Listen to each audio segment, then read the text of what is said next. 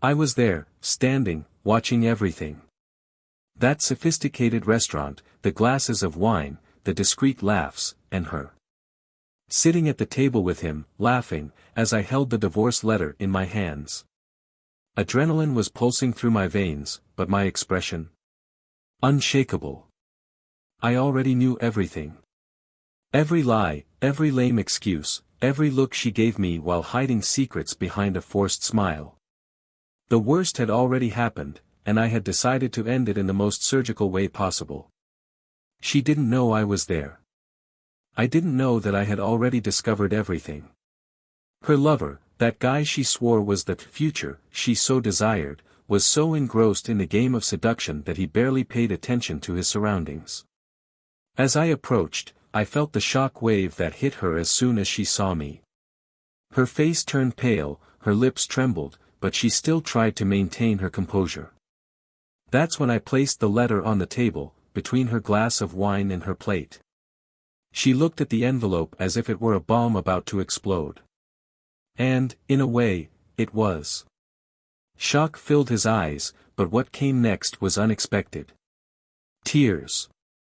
Tears that I didn't know if they were of regret or pure despair. She tried to say something. He tried to justify the betrayal with words that seemed pathetic as they came out of his mouth. "It's not what you think," she murmured, her voice breaking, but I didn't need to hear any more. I knew everything. I had followed her every move, watched from afar as she stabbed me in the back, night after night. I could have confronted him sooner, but I chose the right time. Now, the lover was there, observing the scene, without understanding the dimension of what was happening. I prepared for this.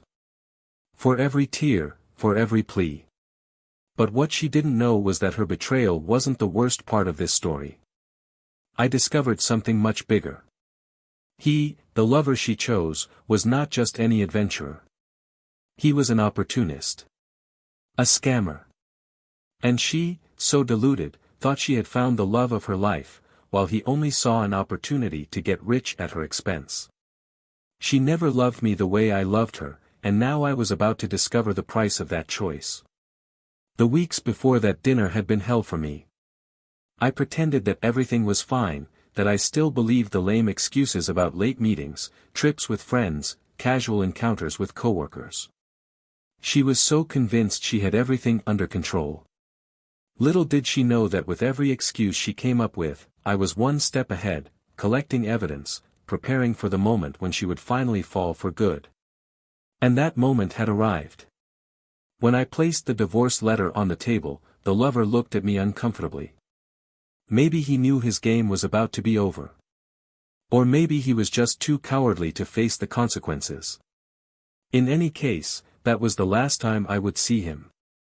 And she, well, she had no idea what was coming next. "I think you should read this," I said calmly, pointing to the envelope. She looked at me with teary eyes, trying to maintain what dignity she had left, but her hands shook as she opened the paper. I could hear her breathing quicken as she read the words that would seal the end of what was once our marriage. But what really destroyed her wasn't the divorce. That's what I said next. "Your future, with him," I said, gesturing toward the man who now looked uncomfortably small in the chair. "This man who you think is going to give you a new life, he's already on the run. You think he loves you, but all he wanted was your money." She blinked, confused. "I followed you for weeks. I know every penny you transferred to him, every investment you made.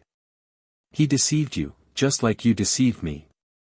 The impact of these words was immediate. The lover, until then silent, began to move, restless. I smiled slightly, watching as he struggled to maintain control of the situation. He didn't expect that. Neither does she. She betrayed me for a dream that didn't exist, and now she was trapped in a web of lies that she herself helped weave. The most ironic thing of all is that, at the moment when she needed him most, he would abandon her without looking back. "He's going to leave you," I continued. "And when that happens, you won't have anything left. Not me, not our children, not the money you thought you would have. The tears finally fell in their entirety. Tears of regret? Perhaps. But it was already too late for that. I turned and started walking towards the door. She tried to call me, tried to ask for one last chance. But her time was up. The game was over. Now all that was left was to watch as the house of cards she built crumbled. And I, for the first time in a long time, felt free. But what happened to her? The lover ran away that night, as I had predicted. She, however, was left with the consequences. What's left of that woman I once loved? What did she discover after that fateful dinner? Well, that's something you're going to want to know. Welcome to our channel. Here, we do not support any type of betrayal. All of the stories you will hear are fictional, created to show how betrayal can destroy lives and relationships in irreversible ways.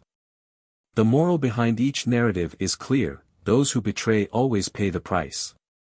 Get ready, because now you are going to hear a shocking story, full of twists and turns. Fasten your seatbelts and good story. John had felt the weight of responsibility since he married Sarah. From the beginning, he had known that building a life together would require sacrifices, and he was willing to face each one of them. Sarah was the type of woman who captivated everyone around her. With her long brown hair and a smile that lit up any room, she seemed to be the embodiment of joy. She was affectionate, attentive, and her light manner contrasted with John's more rigid and practical posture. They complemented each other in a way that seemed perfect, and that, for many years, was enough. Their life was, on the outside, what many would call ideal. They lived in a beautiful neighborhood, surrounded by friends and a close-knit community. John, a renowned lawyer, spent long hours at work, fighting for causes he believed were just. His office in the city center was where he stood out, always with a firm stance and unwavering ethics. Sarah, on the other hand, had a passion for the arts. Working as an art teacher at a local school, she seemed to find fulfillment in the little things: an unfinished painting, a class with students, organizing exhibitions for the city's new talents. They had 2 young children, who were the center of John's universe.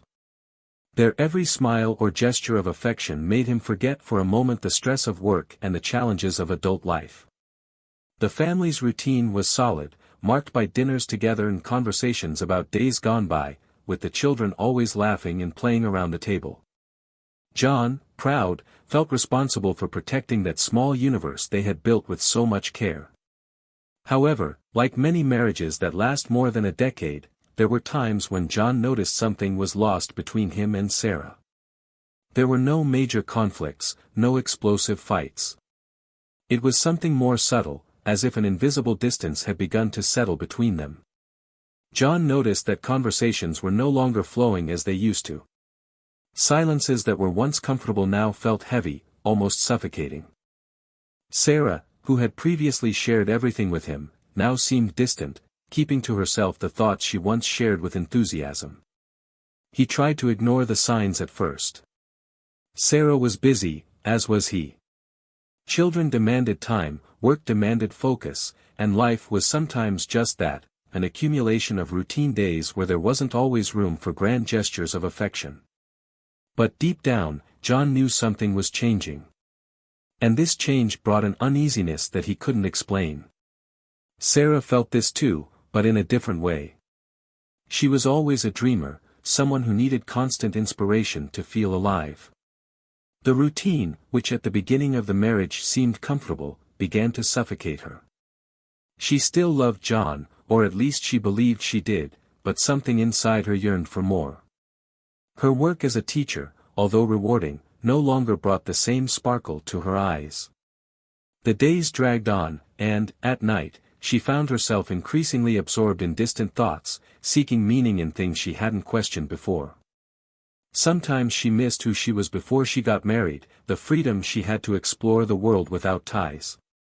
These feelings were not discussed openly. There was a barrier between them, as if they both knew something wasn't right, but neither had the courage to confront the situation. For John, talking about this would be like admitting he had failed at something he had sworn to protect, their marriage, their family, the stable life they had built. For Sarah, admitting she wasn't happy would mean dealing with feelings she wasn't sure how to explain, not even to herself. In recent months, things have become more evident. Sarah started spending more time outside the house, always with plausible justifications. "It's just an art event," she said. "The students need me." John believed her, or at least tried to. It was easier to accept the explanations than to question them. Furthermore, he trusted Sarah. She had never given him any reason to doubt. But even this solid trust was beginning to fray, like a rope that slowly comes undone at its ends. At home, their relationship became increasingly mechanical. The conversations were superficial, limited to the basics: the children's school, the household bills, the next dinner with friends. Sarah, always so emotionally involved, seemed to withdraw more and more every day. When John looked into her eyes, he felt like there was a part of her that he no longer recognized. It was in quiet moments, when he was alone in his office at night, that John allowed doubts to creep in. Was something really wrong? Was he exaggerating when he thought Sarah was pulling away? Or was it just the weight of years and responsibilities taking their toll? These thoughts kept him awake for hours, but the next day, he always put on the mask of the perfect husband, trying to preserve the image that everything was under control. Sarah, in turn, felt torn. There was a part of her that still wanted the life she had with John. The children, the stability, the respect I felt for him. But there was another part, darker, more restless, that yearned for something different, something she couldn't quite define. She began seeking advice from friends, some more liberal, others conservative, but no answer seemed to fit the emptiness she felt. The city, where they had lived for so many years, no longer seemed to have the same shine for Sarah. Every street, every cafe, every park brought back memories of a time when everything seemed perfect, but now made her feel trapped in a life she no longer knew she wanted. She didn't want to hurt John, that was a fact. He was a good man, and the children were everything to her. But that feeling of breathlessness, of something being missing, became increasingly difficult to ignore. The days continued to pass, with John trying to reclaim his connection with Sarah in small ways. He suggested going out together more, planning family trips, organizing surprises for her. Sarah, no matter how hard she tried, couldn't give herself completely to that effort. Guilt was beginning to weigh on her shoulders, but at the same time, the feeling that something inside her had been dormant for too long wouldn't leave her alone. On that particular day, John was coming home late from work. He had been called to resolve an urgent matter at the office, and night was already falling when he entered the house. The lights were off, and the house was unusually silent. It wasn't uncommon for Sarah to go out with friends or go to work-related events, but that feeling of emptiness bothered him more than usual. He looked at his cell phone, no messages, no calls. Climbing the stairs to his room, John couldn't help the thought that had been tormenting him for weeks. Something was changing. Something was about to happen. He still didn't know what it was, but the feeling that the life he knew was hanging in the balance was becoming impossible to ignore. The distance between John and Sarah intensified every day. The emptiness in her gestures, previously so full of affection, was increasingly evident. John noticed the signs, even if he tried in vain to maintain harmony at home. The silent nights in the room, the excuses for not being together, the lost looks from Sarah while he spoke, everything built an invisible wall between the two. He tried to hide his uneasiness, but a storm was beginning to grow inside him. John knew something was deeply wrong. The justifications for Sarah's long departures became vague. There was always an event, an unavoidable commitment, a new excuse that, each time, sounded further from reality. He wanted to believe her. I needed to believe. But instinct, something he had learned to listen to over his years as a lawyer, told him that the truth was hidden somewhere he had not yet discovered. As the days passed, John's mind began to work incessantly. He found himself scanning her gestures, analyzing the words she said more carefully. Sarah was more distant than ever. When they were together as a family, she seemed out of place, almost as if she were living another life, far away. John, as much as he tried to participate in family routines and activities, felt like he was fighting a battle against something invisible, something he still couldn't name. It was on a rainy afternoon, as John was returning from work, that he had the first concrete evidence that something was really wrong. Passing through a street close to the center, he saw Sarah entering a cafe with a man he didn't know. At first glance, it didn't seem suspicious. It could be a work meeting or a simple casual encounter. But their behavior, there was a closeness that disturbed him deeply. The way she touched his arm, the contained laughter. There was something there he couldn't ignore. John stopped the car on the other side of the street, feeling his heart racing. The doubt that had been gnawing at him for months was about to be confirmed. He stood there, watching from afar, with a mixture of pain and disbelief. How could Sarah be doing this to him? She was the woman he had sworn to love and protect. The mother of his children. They had a life together, a family. It was difficult to accept the possibility that all this was falling apart before her eyes, that she was with someone else. The scene in the cafe lasted longer than John would have liked. They talked for almost an hour, laughing, exchanging looks. There was no longer any way to deny what was happening. Sarah was having an affair. The reality was clear and brutal. He felt like his chest was being crushed from the inside, but he didn't react. Not at that moment. Instead, he stepped back, stored the information, and began planning his next steps. The betrayal, although not yet completely exposed, was already present, throbbing in his mind, like an open wound. In the days that followed, John observed Sarah's movements more closely. He hasn't confronted her directly, at least not yet. I knew I needed proof, I needed to be sure before taking any step. He began to investigate discreetly. He asked mutual friends, analyzed their social networks, checked their bank accounts for suspicious transactions. It didn't take long for him to find what he was looking for. Messages exchanged on her cell phone, meetings scheduled at times when she said she was at work, expensive gifts that he had never seen. The pieces of the puzzle began to fall into place, revealing a truth he had always feared but never wanted to admit. With each new discovery, John's heart hardened. The initial pain was replaced by a feeling of coldness. He knew the end was near, and began planning the final blow. If Sarah was willing to destroy everything they had built together, he would make sure she paid for it. John no longer saw room for dialogue or reconciliation. The betrayal had broken something inside him that couldn't be repaired. That week, Sarah continued to act like nothing was happening. She still smiled at her children, pretended that life was going on normally, but John knew the truth. And with her every gesture, he felt a bitter taste of irony. How could she live that lie so easily? How could she look him in the eye and continue this charade? John, inside, was on the verge of breaking down, but outwardly, he remained calm. I knew I needed to wait for the right moment. It was on a Saturday night that everything unfolded. Sarah had said she was going to a reunion with friends, something common for a weekend night. John, however, already knew the truth. He had hired a private investigator to follow her, and that night, he received photos that confirmed what he already suspected. Sarah wasn't with friends.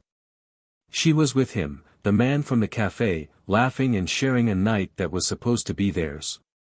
John felt a mixture of anger and pain when he saw the images. Here was confirmation of what he had already known for weeks, but which now took on a concrete and undeniable form. Sarah cheated on him. The man she was with whom she shared glances and laughs, was responsible for destroying their marriage. John remained silent for hours, staring at the photos, as if time had stopped. At the end of that night, John made a decision. There was no turning back. The love he had felt for Sarah, the trust that had once been the foundation of their relationship, had been completely destroyed. He knew that from now on, nothing would be the same. John knew that night would be different. He felt the weight of the decision on his shoulders, but also a strange feeling of relief at finally being able to end that cycle. Dinner was scheduled. He had planned everything, every detail carefully calculated so that the truth would come out in a devastating way. Sarah had no idea what was about to happen. He was comfortable in his bubble of lies, believing he would continue to live his double life without consequences. As John put on his suit, he stared at his reflection in the mirror. His eyes betrayed the tiredness of weeks of sleepless nights and hours of silent vigilance. He no longer knew exactly when he had become that man, when his love for Sarah turned into something so cold. There was no more anger. What remained now was the determination to expose the truth, to close that chapter of his life with dignity. He wanted justice, not revenge. At least that's what he tried to convince himself. Sarah, on the other hand, was calm. For her, that night was another night in which she would meet Peter, the man she had secretly come to call her future. In recent months, she had let herself be carried away by an illusion. She believed that, with Peter, she would finally have the exciting life she so desired. He was charming, attentive, and seemed completely taken by her. It was the opposite of the routine security John offered. In Peter, Sarah saw an escape, a possibility of starting over, away from the predictability of marriage. When John arrived at the restaurant, he smelled the smell of refined food mixed with the soft sound of ambient music. The elegant setting was full of couples chatting discreetly, most lost in their own worlds. He, however, was only focused on one goal, Sarah and Peter. He knew exactly where they were sitting, he had seen both of their names on the reservation, and that made him certain that that night would be the end of the farce. He walked through the restaurant with steady steps, without hesitation. When he finally saw them, his stomach gave a slight knot. There they were, laughing carelessly. Sarah looked beautiful, wearing the blue dress John had given her for their anniversary. Ironically, it was as if she was betraying him with the very memory of what they had once been. He watched for a few seconds before approaching. "Good evening," said John, with a restrained smile, as he placed the divorce letter on the table, among the wine glasses. Sarah's gaze instantly froze. Her eyes widened when she saw him there, before her, as if the ground had been removed from beneath her feet. Peter, in turn, tried to hide his discomfort, but it was clear that he didn't know what to do. John stood firm, not showing any sign of loss of control. What are you doing here?" Sarah stammered, her voice shaking. "Finishing what you started, Sarah," John replied, with controlled coolness. "Open the envelope." The silence that followed was dense, almost suffocating. Sarah, with shaking hands, took the white envelope and opened it. As his eyes ran over the words, his expression changed from shock to despair. Tears began to well up in his eyes, but they weren't the tears of someone who was sorry. It was the cry of someone who knew it was all over. "No. It doesn't have to be like that," he tried to argue, but his voice was weak. "Yes, you do, Sarah," John replied, firmly. "You made your choices. Now it's time to live with the consequences." Peter, who until then had remained silent, decided to intervene. "I think this is something you two should work out in private," he said, trying to get up from the table. But John stopped him before he could take another step. "Stay where you are." John's voice was authoritative, cutting. "You are part of this. After all, you were complicit in all this betrayal, weren't you?" Peter's face hardened. He wasn't used to being confronted, especially by someone he thought was a mere victim. But what he didn't know was that John was one step ahead. It wasn't just about exposing betrayal. There was something bigger at play, something Sarah hadn't yet discovered. And that was the moment to reveal. John moved closer to the table, looking directly into Sarah's eyes. His gaze, however, changed focus, turning to Peter. It was as if he was analyzing the man before him, deciphering his every reaction. "Do you think you know the man next to you, Sarah?" asked John, his voice low but full of meaning. Sarah looked at him, confused, wiping away the tears that were streaming down her face. She still didn't understand what John meant. "What are you talking about?" She looked at Peter, looking for an answer, but he remained silent. "This man, Peter, your future. He's not who you think he is," John continued, now with a slight smile on his face. "He deceived you, Sarah. Just like you tricked me. And ironically, he was about to leave you too." "That's ridiculous," Peter replied, trying to maintain control of the situation. "I don't have to hear this." "You'll want to hear it," John replied, with frightening calm. "Because I know exactly who you are, Peter." Sarah looked from one to the other, not understanding what was happening. Peter's discomfort was now evident. He moved in his chair, as if he wanted to get out of there as quickly as possible, but he knew he couldn't just get up and leave. "Have you ever wondered how this man came into your life so conveniently? How he always seemed to have the perfect answer to whatever you wanted to hear?" John leaned slightly on the table. "Because, Sarah, he's a scammer. A liar. A freeloader who used you to get what he really wanted, your money." John's words cut through the air like a blade. Sarah blinked, trying to absorb what he had said. She looked at Peter, waiting for him to deny it, for him to say something that would make it seem like a big lie. But Peter remained silent, his face a mask of containment. "What?" Sarah stammered, staring at Peter, now beginning to realize what was happening. This can't be true." Peter tried to compose himself, but the truth had already been exposed. There was no longer any way to hide what he really was. "I investigated you, Peter.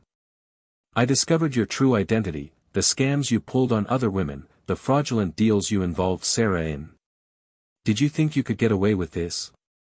John was implacable, his tone revealing the satisfaction of finally bringing the truth to light. Sarah, in shock, dropped the envelope and sat back in her chair, as if she had been hit in the stomach. Her eyes filled with tears again, but this time it was different. Now, she didn't cry out of regret. She cried because she realized she had been doubly deceived. I trusted you," she whispered, looking at Peter, her voice breaking. Peter finally broke the silence, his expression now hardened. "Sarah, he began, but she interrupted him with a sharp gesture. "No!" he shouted, his voice full of anger and pain. You used me." John watched the scene with a mixture of satisfaction and sadness. He knew this moment would come, but seeing Sarah destroyed by her own choices didn't bring him as much pleasure as he thought it would. Peter, realizing he no longer had control over the situation, hurriedly got up from the table. He knew there was nothing more that could be done. His cover had been blown, and he had nothing left to gain here. "That's over," John said calmly, watching Peter leave the restaurant without looking back. Sarah stood there, alone, with her hands shaking, her eyes red from crying, staring into space. The atmosphere in the restaurant changed completely after Peter left the place, his trail of lies and betrayal evident with every hurried step he took towards the door. The sound of clinking cutlery and discreet conversations around them seemed muffled to John and Sarah, who remained seated, immersed in the emotional turmoil that had just been unleashed. Sarah was stunned, tears drying on her cheeks as she tried to process what had just happened. John, on the other side of the table, still maintained his firm stance, but inside a storm of conflicting feelings was forming. There was no victory there, at least not the one he had imagined. He thought that by exposing Peter and Sarah's betrayal, he would feel a relief, a release. But now, as he looked at the devastated face of the woman he had shared so many years with, he realized that the situation was far more painful and complex than he could have predicted. What stood before him was not just a traitor, but a woman who had been doubly deceived, who had lost everything, her trust, her love, and now, her hope. Sarah was breathing hard. His once bright eyes now seemed distant, as if he were drowning in his own guilt and shame. There was a long pause between them, a heavy silence that neither of them knew how to break. Sarah tried to speak, but her voice failed, caught in a tangle of emotions. How could I be so stupid? John didn't respond immediately. He also asked himself the same question, but not out of contempt or superiority. There was something deeper that disturbed him. How had they gotten to this point? He was not just the victim of a betrayal, but part of a relationship that had disintegrated, little by little, while he watched from a distance, without taking action.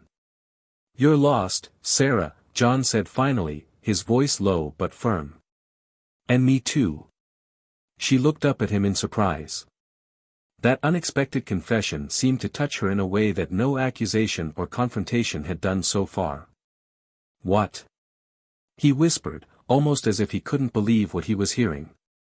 "All these years, I've been distancing myself," he continued, the words coming out with difficulty, but sincere.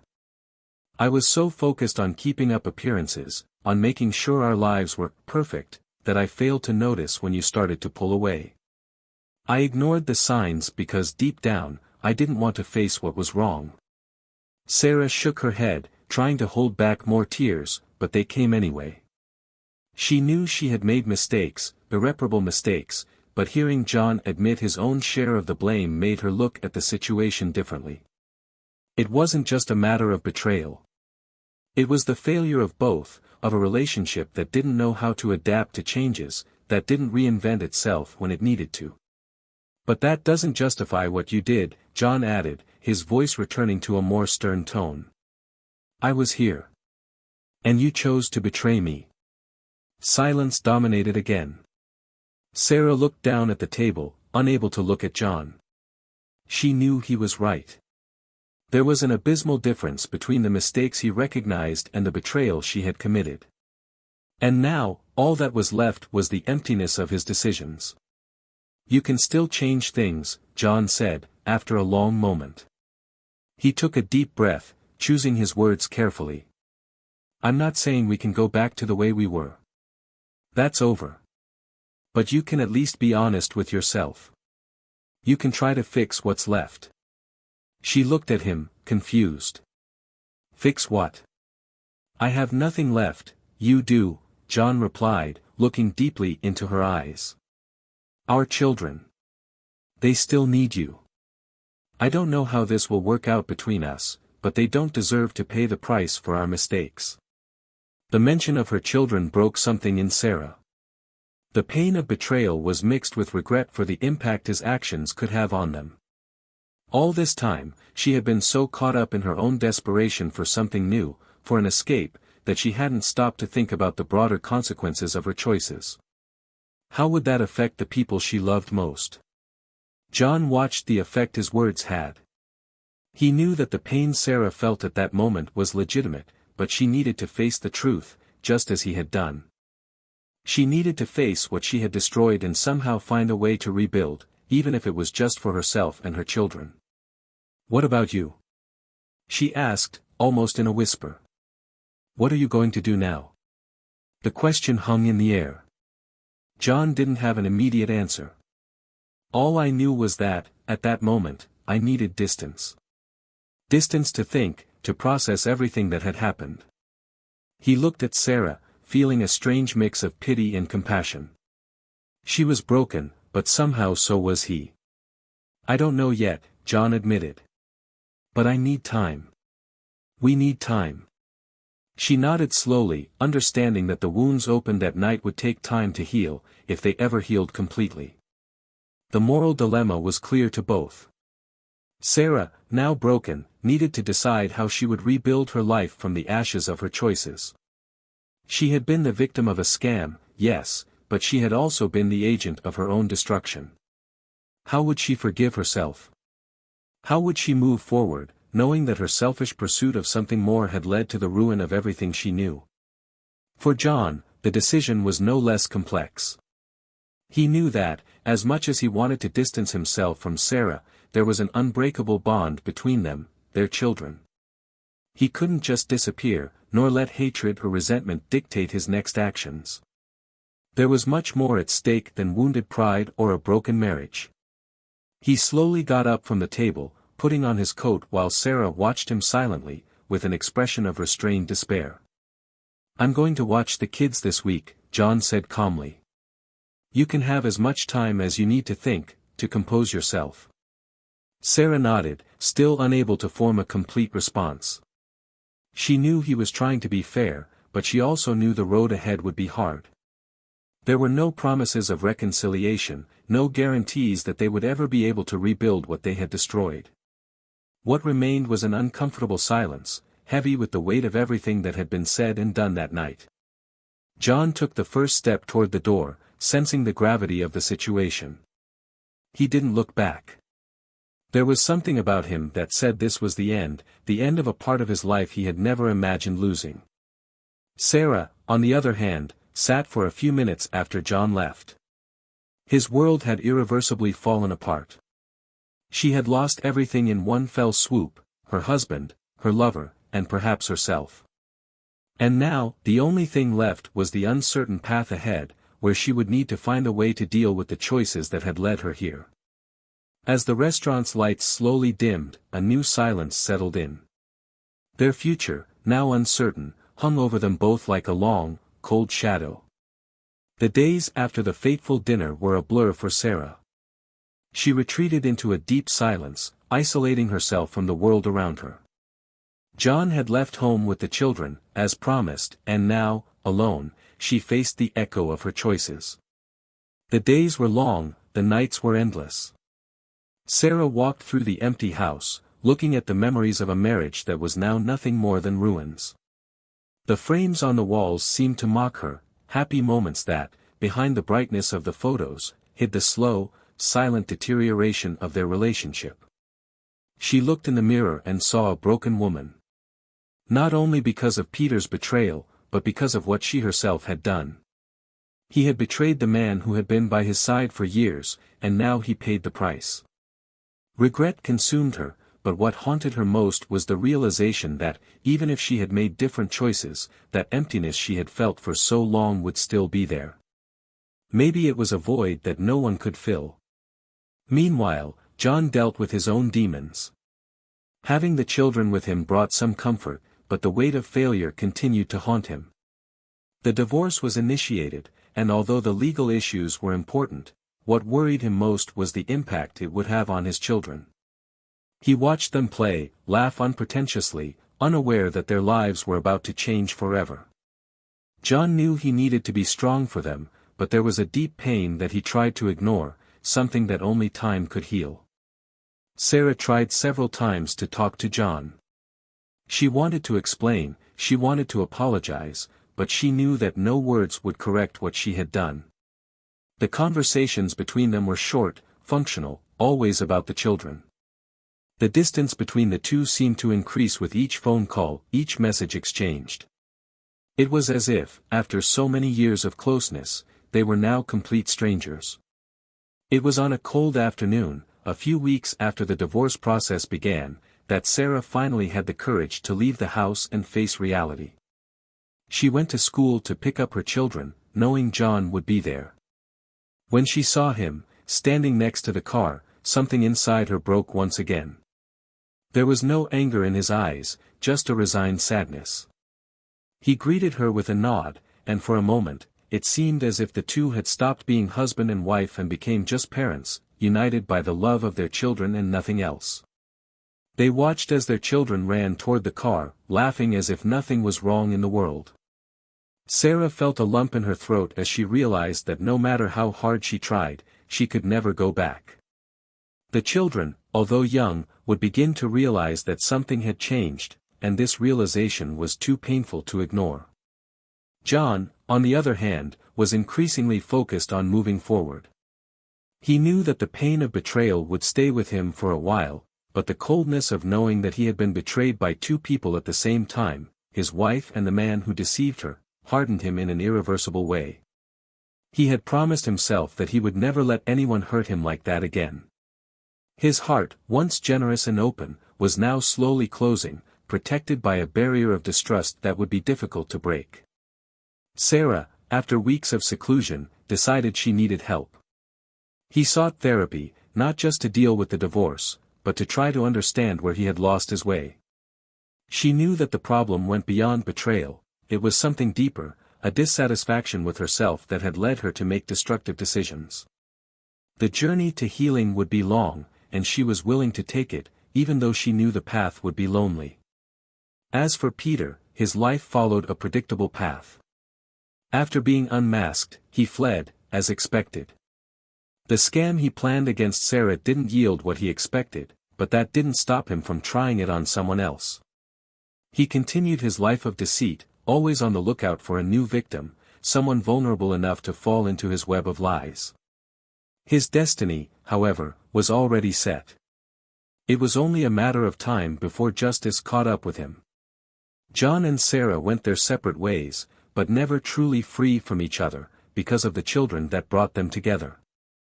Over time, the pain of betrayal turned into bitter acceptance. Sarah, slowly rebuilding her life, and John, closing himself off even more, focusing on his career and his children. The love they once shared had disappeared, but the impact of everything they experienced would never be forgotten. Sarah looked to the future cautiously, knowing that her choices had completely redefined her trajectory. She was no longer the woman who dreamed of a perfect life with a man in love. Now, all that was left was to face the truth of who she really was, and find a way to live with it. And John, even if he would never openly admit it, missed the simplicity of the past, the days when he believed that love could overcome anything. Now, he knew that some wounds are too deep to be healed with time alone. This story is about betrayal, but also about the consequences of our choices and the complexity of human emotions. Cheating is not just breaking someone's trust, it means breaking yourself, and often the consequences of this break are irreparable. If you liked this story, comment what you thought and share your opinion.